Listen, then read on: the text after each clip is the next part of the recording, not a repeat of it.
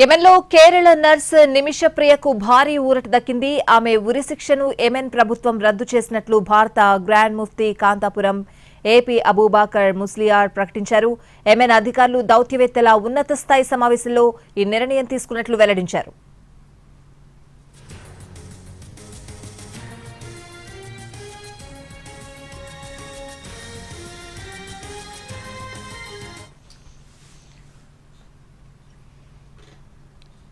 యెమెన్లో Kerala nurse నిమిషప్రియకు భారీ ఊరట దక్కింది. ఆమె ఉరిశిక్షను యెమెన్ ప్రభుత్వం రద్దు చేసినట్లు భారత గ్రాండ్ ముఫ్తీ కాంతాపురం ఏపీ అబూబాకర్ ముస్లియార్ ప్రకటించారు.